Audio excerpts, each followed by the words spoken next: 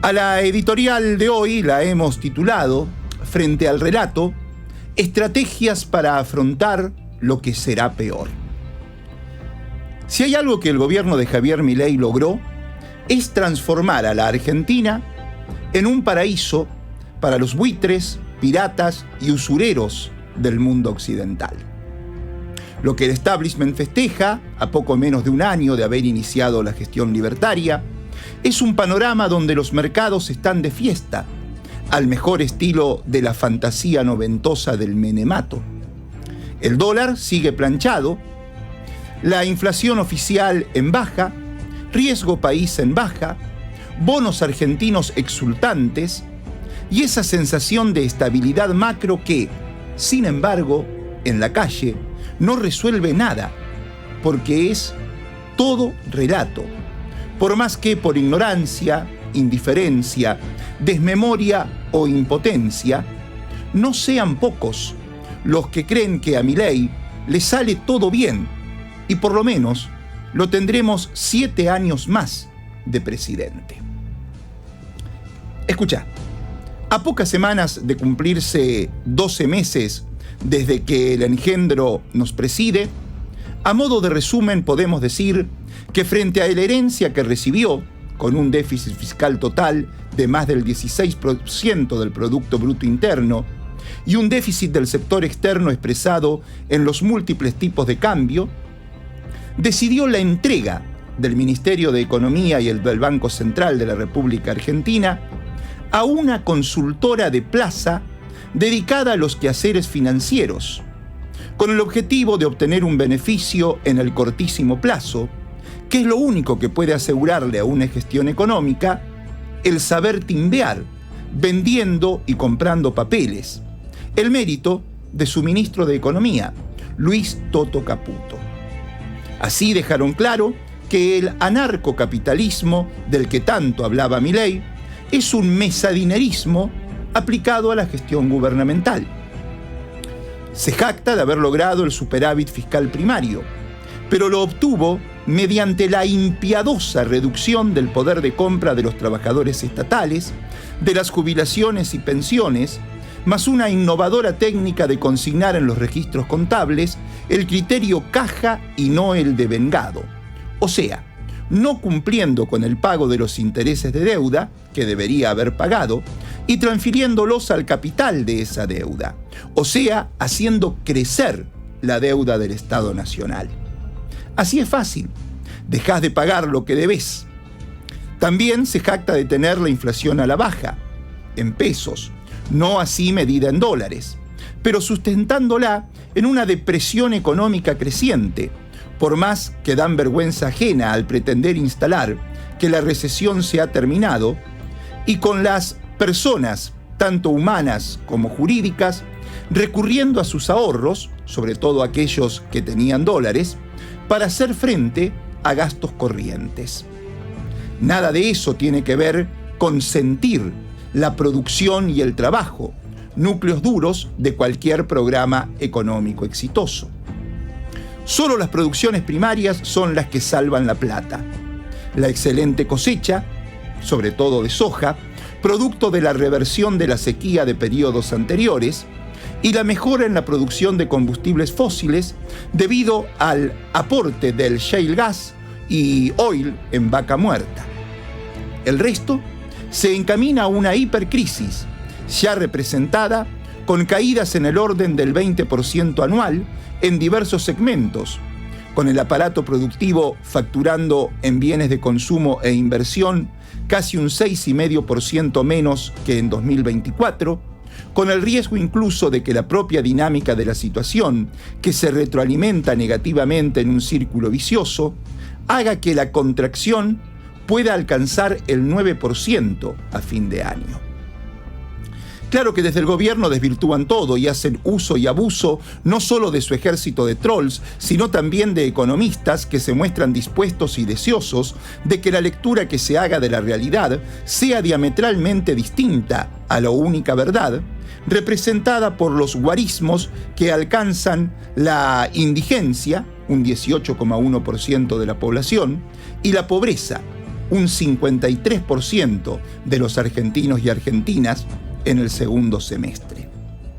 Es así que el INDEC publicó una inflación de octubre del 2,7% y, por más que acumula en el año una variación del 107% y en la comparación interanual el incremento alcanzó el 193%, que haya vuelto a bajar debería ser entonces un motivo de alivio y, sobre todo, tendría ya que estar representando un aumento de la demanda y, por lo tanto, crecimiento en la producción. Pero nada de eso es así, porque el propio pintorcito de los dibujos del INDEC, Marco Lavagna, asegura que la canasta del 2004 no representa hoy el costo de vida real. El Poder Ejecutivo traba la actualización porque, de avanzar, la suba de precios sería mayor y la caída del poder adquisitivo aún más significativa. Concretamente, el fuerte de la inflación lo representan los consumos inflexibles, que son los que no se pueden dejar de pagar, alquiler y servicios.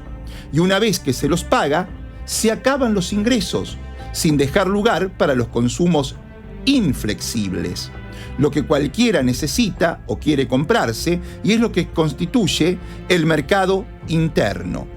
Al pueblo argentino lo que le queda para gastar después que pagó las tarifas, después que pagó el alquiler, es muy poquito.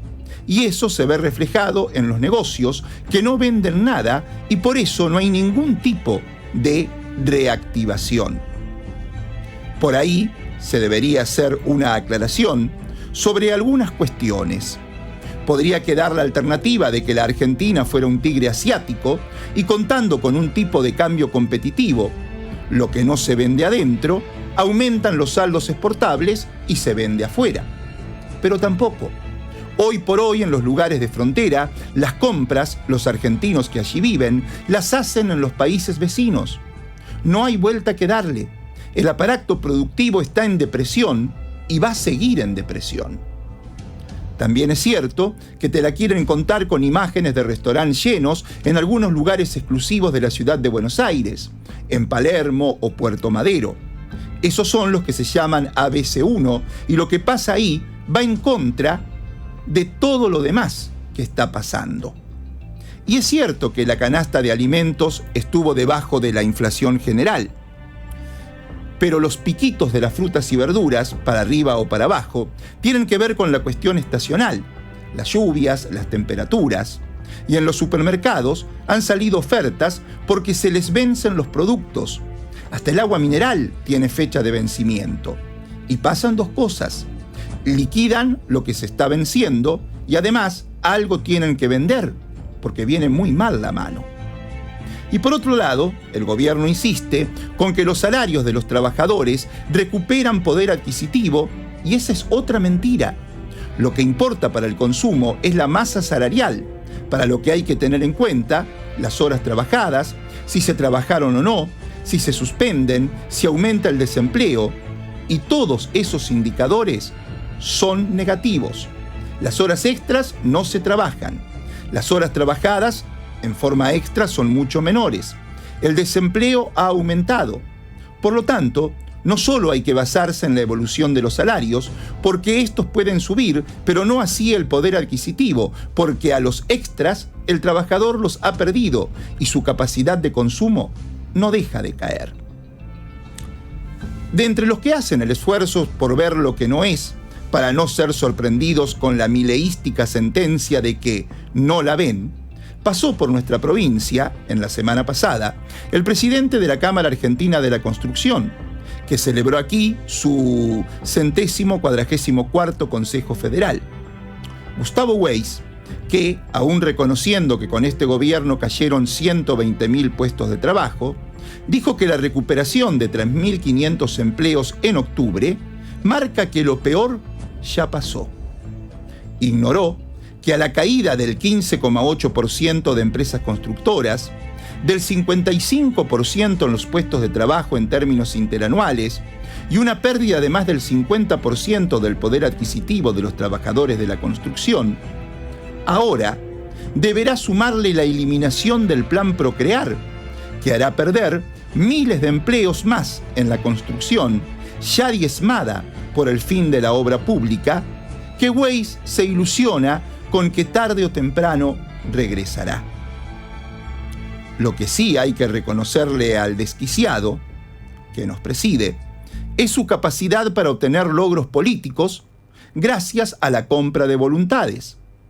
Esta vez volvió a comprar las voluntades de gobernadores y diputados peronistas para hacer caer la sesión parlamentaria para recortar los decretos de necesidad y urgencia.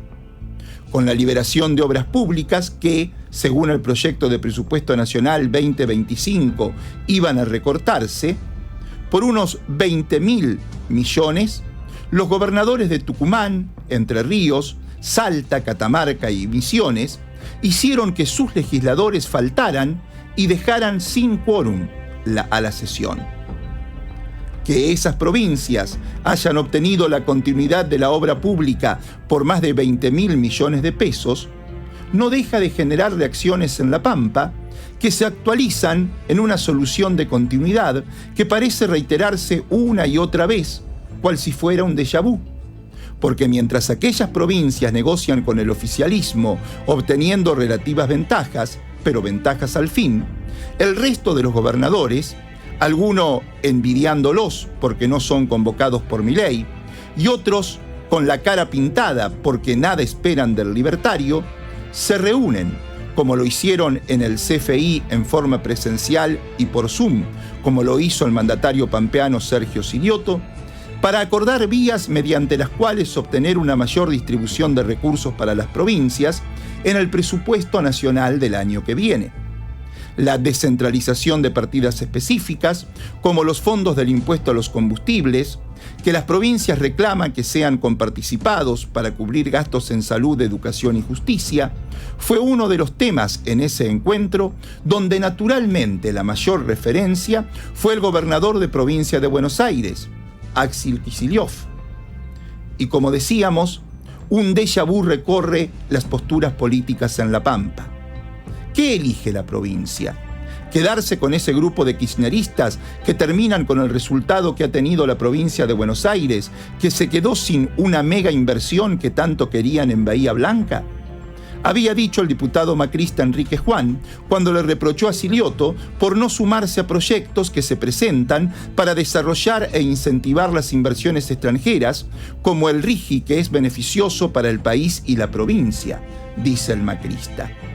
Lo mismo podría decir ahora, como también dicen en la interna peronista, podría volver a tuitear Carlos Berna: nunca seremos el patio trasero de Buenos Aires, como lo hizo en aquella circunstancia. Creo que, ya lo marcamos varias veces, a diferencia de cuando los gobiernos de Marín y Berna podían negociar acuerdos con gobiernos a los que les eran opositores, pero de los que naturalmente necesitaban, hoy el gobierno peronista de La Pampa no tiene la cantidad de legisladores determinantes para proponer ningún acuerdo, si se lo propusiese. Por eso no parece coherente la versión que echaron a correr de que Silioto ni Berna podrían poner candidatos en 2025. Especulan con que ninguno de los dos quiere ser el gran elector de los candidatos a diputados nacionales, porque podrían perder como cuando 3 años atrás cayeron frente a los candidatos Macri radicales. La versión pierde sentido, básicamente porque las circunstancias son bien diferentes. Fundamentalmente porque aquella unidad opositora se ha hecho añicos más allá de que simulen mantenerla en la Cámara de Diputados.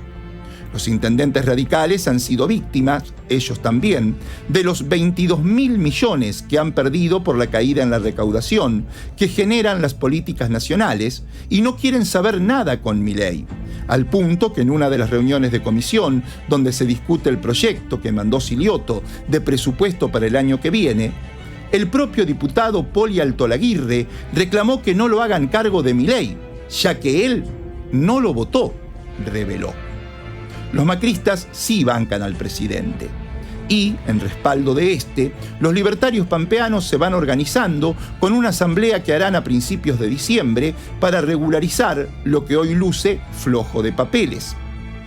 Todo parece indicar que si los peronistas se unen para ganar, no tendrán problemas en hacerlo, salvo que alguno juegue a media máquina o no ponga todo lo que tiene para poner en esa elección donde, de imponerse, ya tendría la mayor cantidad de diputados que representen a La Pampa, conformando un capital interesante para las necesidades de cualquier gobierno central. De todos modos, ya habiendo sufrido la relación con Milei a lo largo de todo este año, el gobernador pampeano parece haber configurado una sólida estrategia para, sin dejar de tener que volar de palo a palo ante lo que imagina que se le viene, poder resistir a la motosierra libertaria.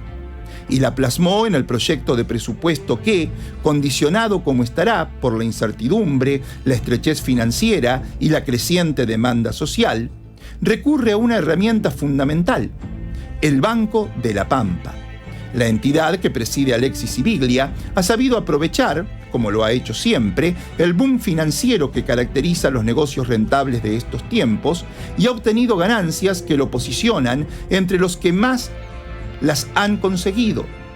Al presupuesto de 2 billones de pesos, Silioto lo reforzará con los 167.000 millones más que aportará el banco, del cual el Estado provincial es el capitalista accionario mayoritario, con más del 79% de sus acciones, en 5 líneas crediticias que apuntalarán la producción para que no caigan empresas, para que haya más inversiones y más fuentes de trabajo. Además, con los paquetes Pampa seguirá reforzando el consumo, como lo ha hecho este año. Es esa posibilidad de créditos la que ha sido una rueda de auxilio para el consumo, sobre todo de los empleados estatales que, no obstante, denuncian que su poder adquisitivo se ha desplomado y, más allá de las diferencias que han empezado a surgir entre quienes la integran, ha llevado a la Intersindical a anunciar un paro para el 28 de noviembre.